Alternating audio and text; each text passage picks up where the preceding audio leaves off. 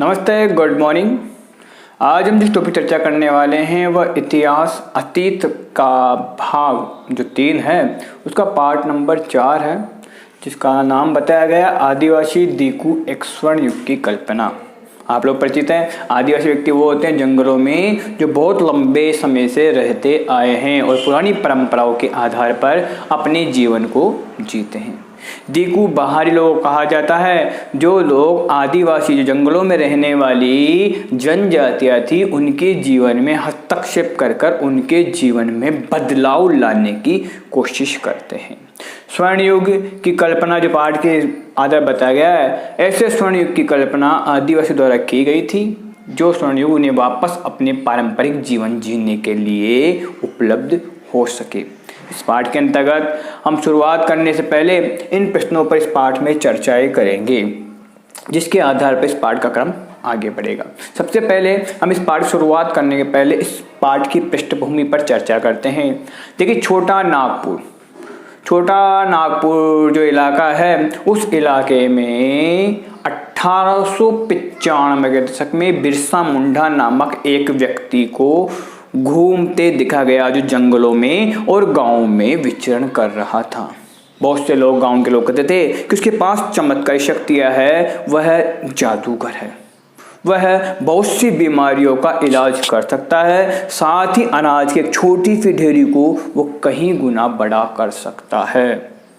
बिरसा मुंडा खुद भी कहता था कि उसे ईश्वर ने लोगों की सहायता करने के लिए भेजा है, रक्षा करने के लिए भेजा है। और जो बाहरी लोग, दीकू जो बाहरी लोग हैं, उनकी गुलामी से आज़ाद करने के लिए, आदिवासियों को मुक्ति दिलाने के लिए ईश्वर ने बिरसा मुंडा को भेजा है। धीरे धीरे हजारों की संख्या में लोग बिरसा मुंडा के अनुयायी बन चुके थे। उसके पीछे चलने को वह तैयार थे, उसकी बातों से प्रभावित थे। उन्होंने बिरसा मुंडा को ईश्वर मान लिया था और वो यह मानते थे कि बिरसा मुंडा जल्दी ही उनकी समस्याओं का हल कर देगा और उन्हें इन समस्याओं से मुक्ति दिलाएगा। अब जिस बिरसा मुंडा की वो बात कर रहे थे, जिस बिरसा मुंडा को उन्होंने ईश्वर मान लिया था, उस बिरसा मुंडा का एक छोटा परिचय हम देखते हैं। देखिए, बिरसा मुंडा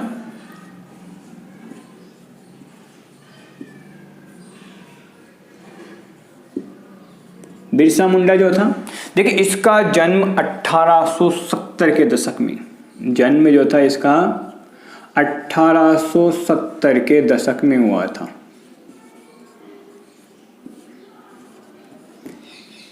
एक्चुअली जो डेट है, जो सन है, वो पता नहीं है। उसके आधार पर यही बताया गया इतिहास साक्ष्यकारों के आधार पर कि 1870 का जो दशक था उस दशक में ही इसका जन्म हुआ था। ये एक मुंडा परिवार में पैदा हुआ था। मुंडा परिवार में, इसका जो परिवार था वो था मुंडा।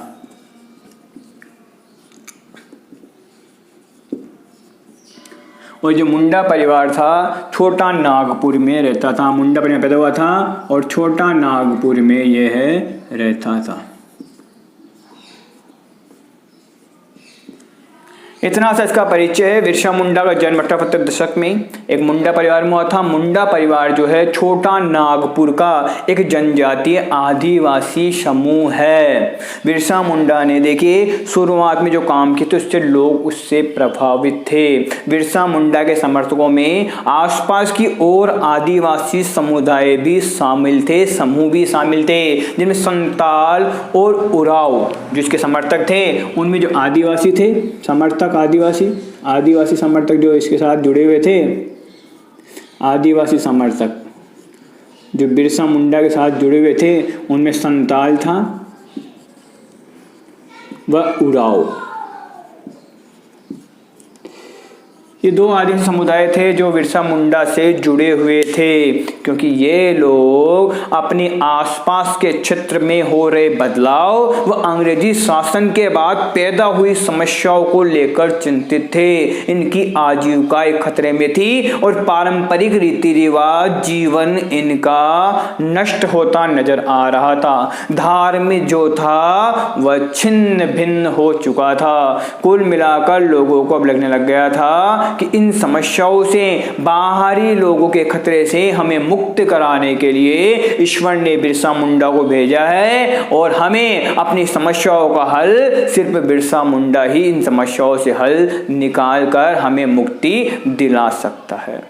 अब बिरसा मुंडा किन समस्याओं को हल करना चाहता था? जिन्हें दीकू कहा जाता था वह बाहरी लोग कैसे थे? आदिवासियों की जीवन प्रक्रिया किस प्रकार चल रही थी? अंग्रेजों के शासन काल में आदिवासियों के साथ किस प्रकार का बदलाव हो रहा था? उनके जीवन में कौन सी समस्याएं आ गई थी? इन सब समस्याओं का हल इस अध्याय में हम देखेंगे, उन्हीं पर हम चर्चा करेंगे। चर्चा की शुरुआत करते हैं कि आदिवासी जो थे उनके जीवन में किस प्रकार के बदलाव आए थे। देखिए, आदिवासी समुदाय था, इनमें बहुत से समुदाय ऐसे थे जो ब्राह्मणों द्वारा बनाए गए रीति रिवाजों से अलग प्रकार के रीति रिवाज और रस्मों को मानते थे। उनका जीवन आजकल की सामाजिक रीतियों, जिस प्रकार सामाजिक बदलाव आ रहे हैं उस प्रकार से समाजों में बटा हुआ नहीं था। उनमें सामाजिक भेदभाव नहीं थे। वो एक कबीले के लोग जिस कबीले में रहते थे उसी कबीलों के द्वारा बनाए गए बंधनों को मानते थे। परंतु इसका मतलब ये नहीं था कि उन लोगों में, आदिवासी लोगों में आर्थिक या सामाजिक किसी प्रकार का कोई अंतर नहीं था। उनमें भी अंतर था, वह भी अपने कबीलों के आधार पर जीवन जीते थे। बस ये था कि ब्राह्मणों के द्वारा बनाए गए रीति रिवाजों से अलग उनकी परंपराएं थी, उनकी रस्में थी, जिनके आधार पर वो अपना जीवन व्यापन करते थे। तो 19वीं सदी के अंतर्गत जो आदिवासी लोग थे वो अलग अलग प्रकार के बदलावों के आधार पर अपना जीवन व्यापन कर रहे थे। अब वो लोग क्या करते थे, किस प्रकार अपनी जीवन प्रक्रिया को आगे बढ़ा रहे थे, उस पर हम चर्चा करते हैं। सबसे पहले जनजातीय समूह रहते कैसे थे। हमारे सबसे पहले जो क्वेश्चन आता है दिमाग में वह आता है जनजाति। देखिए, जनजाति लोग रहते कैसे थे, यानी वो समूह था जनजातियों का, वह अपना जीवन किस प्रकार निभाता था, किस प्रकार अपना जीवन व्यापन करता था। उसके लिए देखिए, सबसे पहले आता है कुछ लोग जो थे वह झूम खेती करते थे। देखिए, हमने पहले पढ़ा था झूम खेती, जिसे हम झूमिंग भी कहते हैं, मिल्पा भी कहा जाता है इसे। इन प्रकार की खेती के बारे में, इस प्रकार खेती कर कर बहुत से लोग यहाँ पर जनजातीय लोग अपना जीवन यापन करते थे। देखिए, झूमिंग खेती एक प्रकार की विशेष प्रकार की खेती होती है। इस खेती के अंतर्गत जंगलों को साफ कर कर वहाँ पर फसलें बोई जाती है। ये जो आदिवासी लोग थे, ये आदिवासी लोग धूप को जमीन तक पहुँचने के लिए घने जंगलों को, पेड़ों को, ऊपर की पत्तियां, पेड़ों के तने काट दिया करते थे। फिर जैसे जैसे जमीन पर स्तर पर धूप पहुँचती, उसके बाद में नीचे के जो पेड़ होते थे उन पेड़ पौधों को ये कुल्हाड़ों से काट देते थे और जमीन को दांतली जो होती है, कुल्हाड़े जो होती है, पाउडी जो होती है, उनसे जमीन को खोद दिया करते थे। पेड़ पौधों को काट देने के बाद जब धूप जमीन पर आ जाती थी उस समय वह जमीन पर जो घास फूस होती थी उसे जला दिया करते थे और जला देने के बाद में आसपास के क्षेत्रों में उस राख को वह बिखेर दिया करते थे। फिर कुल्हाड़ों से पेड़ों काटते और कुल्हाड़ी से जमीन को खोद दिया करते थे। वो निराई और गुड़ाई नहीं करते थे, ना ही बुआई करते थे, वह सीधे उस राख को बखेरते, उसके बाद में कुल्हाड़ी से पेड़ों काटते और कुल्हाड़ी से जमीन को खोद देते और उसके बाद में उस राख को वहाँ पर बिखेर देते, जिस राख में पोटास की मात्रा होती है जो जमीन को उपजाऊ बनाती है। धीरे धीरे उसी में वो बीज डाल दिया करते थे और बीज उग जाने के बाद, फसल तैयार हो जाने के बाद में वह उस स्थान को कुछ समय के लिए पड़ती होने के लिए छोड़ दिया करते हैं। पड़ती एक प्रकार की प्रक्रिया होती है जिसके अंतर्गत किसी जमीन को उपजाऊ होने के लिए समय दिया जाता था। पड़ती जमीन पर वो करने के लिए छोड़ देते थे और उसके बाद में नए स्थान पर झूम खेती करने के लिए वो चल दिया करते थे। इस प्रकार की खेती पूर्वोत्तर भारत और मध्य भारत में अधिक मात्रा में की जाती थी। इसी प्रकार की झूमिंग खेती से बहुत से आदिवासी लोग अपना जीवन व्यापन कर रहे थे। इसके अलावा दूसरे जो लोग हैं कुछ शिकारी व संग्राहक थे। अब देखिए, कुछ लोग जो थे जंगलों में शिकार करते, जड़ी बूटियों इकट्ठा करते और उनके आधार पर उन जड़ी बूटियों को बेचकर अपना जीवन व्यापन करते थे। जिन व्यापारी लोगों को जड़ी बूटियों की आवश्यकता होती, उन्हीं को जड़ी बूटियां भी यही लोग उपलब्ध करवाते थे। ये जंगलों में आसपास के इलाकों में रहते और फूल पत्ती जड़ी बूटियों खाकर अपनी भूख शांत करते थे। इनमें से बहुत से लोग थे जो लोग काम भी करते थे, जो लोग कोई सड़क बनाने में मजदूरी करता, कोई दूसरे के घर में खेतों में मजदूरी किया करता था। इस प्रकार से इन लोगों का आदिवासी जीवन था, इस जीवन को ये यापन कर रहे थे। अपनी आदिवासी परंपराओं के आधार पर ये अपने जीवन को जी रहे थे। इनके अंतर्गत ये भोजन पकाने के लिए महुआ के तेल का उपयोग करते थे। जब भी इन्हें लगता था कि कोई चीज़ इनके आसपास नहीं है, तो उस चीज़ को लेने के लिए ये दूर दराज के इलाकों में व्यापारियों पर और बाहर से आने वाले जो लोग थे उन पर निर्भर थे। वह लोग इन्हें आसानी से वह वस्तुएं उपलब्ध करवा देते थे, परंतु अधिक कीमत पर वह इन्हें वह वस्तु उपलब्ध करवाते थे। इनका जो व्यापारिक स्तर था वह व्यापारिक स्तर वस्तु विनिमय पर आधारित था, मतलब वह वस्तु के बदले वस्तु ले लिया करते थे। परंतु बहुत बार जब वस्तु के बदले वस्तु की प्राप्ति नहीं होती, तो इनके द्वारा कमाई गई जो आमदनी थी उससे भी ये खरीदारी करते थे। यानी अपनी जरूरत की वस्तुओं को उपलब्धता जब इनके आसपास नहीं होती थी, तो ये उनके लिए उन वस्तुओं को लेने के लिए बाहरी लोगों से संपर्क भी करते थे। जब बाहरी लोगों को किसी वस्तु या जड़ी बूटी की आवश्यकता होती, तो वो व्यापारी लोग, वह सूदखोर लोग इनसे संपर्क करते थे और ये उन्हें वह वस्तु उपलब्ध करवाते थे। इसी समुदाय आदि समुदायों में एक समुदाय था बेगा। बेगा समुदाय एक विशेष प्रकार समुदाय था जो मानता था कि दूसरे के अंडर में रहकर दूसरे की गुलामी से काम करना उनकी परंपराओं में नहीं है, क्योंकि वह अपने आप को इस जंगल का बेटा मानते थे और वह यह मानते थे कि हाँ, इन जंगलों में पैदा होने वाली चीजों को खाकर और स्वतंत्र जीवन जीकर ही वह अपने जीवन को जी सकते हैं। दूसरे की गुलामी को वह अपमान मानते थे। कुछ लोग व्यापारियों को और बाहरी जो मुनाफाखोरी व्यक्ति थे उन लोगों को अपनी इन समस्याओं का जिम्मेदार मानते थे, क्योंकि वह मानते थे कि इन लोगों ने कर्जा दे देकर उनके जीवन को गुलाम बना दिया है। अपनी सारी समस्याओं की जड़ जो वह व्यापारी और मुनाफाखोरी लोगों को मानते थे। इन मुनाफाखोरी लोगों ने अधिक ब्याज की कीमत पर इन्हें कर्जा दे देकर इन्हें अपना गुलाम बना लिया था। और व्यापारी जो लोग थे वह किसी भी वस्तु को महंगे दामों में लाकर इन्हें बेचते थे, जिनसे इनका जीवन आर्थिक संकट में हो चुका था। इस प्रकार से यह लोग, व्यापारी जो लोग थे, मुनाफाखोरी जो लोग थे, उन लोगों ने इनके जीवन में समस्याओं को और बढ़ा दिया था। फिर कुछ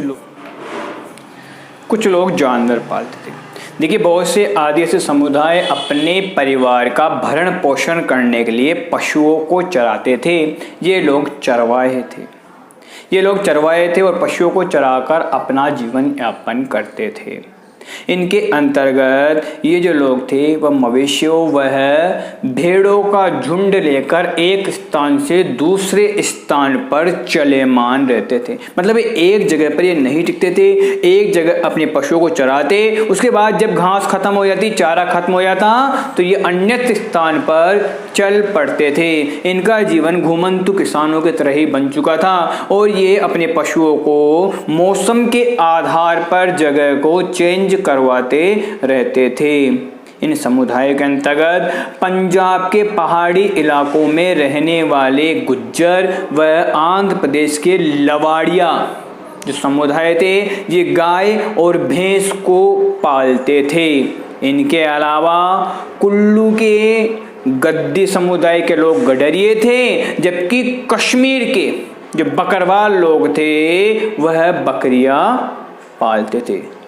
कश्मीर के जो बकरवाल थे वो बकरवाल आप लोग पता हो तो कश्मीर में क्या होता है, 6 महीने के लिए राजधानी श्रीनगर को बनाया जाता है और 6 महीने के लिए राजधानी जम्मू रहती थी। ये इसलिए किया जाता था क्योंकि वहाँ पर सर्दियों के दिनों में इतनी अधिक ठंड पड़ती थी कि कश्मीर बर्फबारी होती थी ना, उस कारण से कश्मीर का जो श्रीनगर वाला इलाका था, घाटी वाला इलाका था, वह हमारे देश के जम्मू कश्मीर के इलाके से कट जाया करता था। बर्फबारी होने के कारण वहाँ के मार्ग ज़्यादा बाधित हो जाते थे, इसलिए वहाँ पर आवागमन एक तरह से बाधित हो जाने के कारण जो जम्मू कश्मीर, जिसे पहले हमने अपने क्षेत्र के अंतर्गत मान रखा है, जिसे हम पहले एक राज्य मानते थे, वह जम्मू कश्मीर जो अब तो जाकर केंद्र शासित प्रदेश बन चुका है, और लद्दाख और जम्मू कश्मीर के रूप में 2 अलग अलग केंद्र शासित प्रदेश वो बन चुके हैं, जिसे नरेंद्र मोदी सरकार ने 370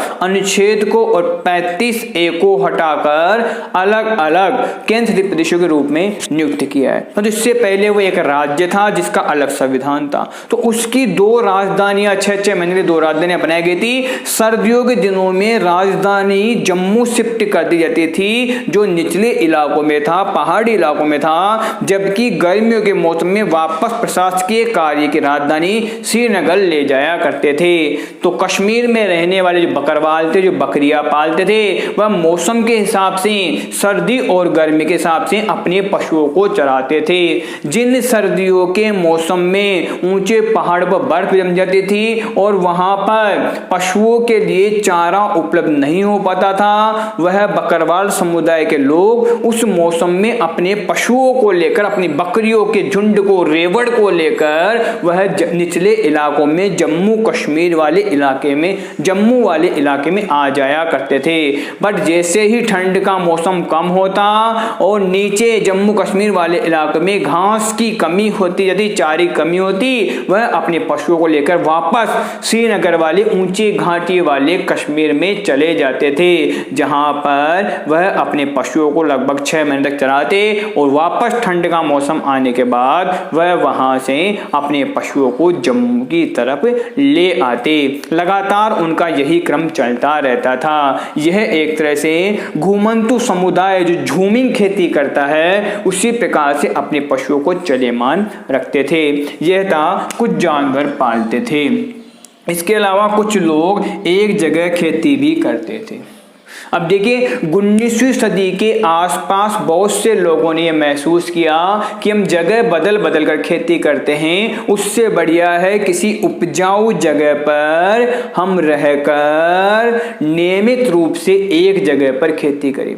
तो बहुत से आर्य समुदायों ने नदियों के किनारे कुछ भूमियों को देखकर वहां पर एक जगह रहकर उन्होंने खेती करना शुरू कर दिया था। धीरे धीरे जब वो एक जमीन पर रहने लगे तो उनके मालिकाना हक भी उन जमीनों पर होने लग गए। ये समुदाय वहां रहते और एक जगह रहकर अपने परिवार के साथ में वहां पर खेती करते, हल चलाते और उससे जो पैदावार होती उस पैदावार से अपना जीवन यापन कर रहे थे। अब धीरे धीरे इन्हें अपनी जमीन का मालिकाना हक भी मिलना लगा था। मतलब जिस जमीन पर रहते थे वह जमीन अब इनके नाम से जाने लगी थी।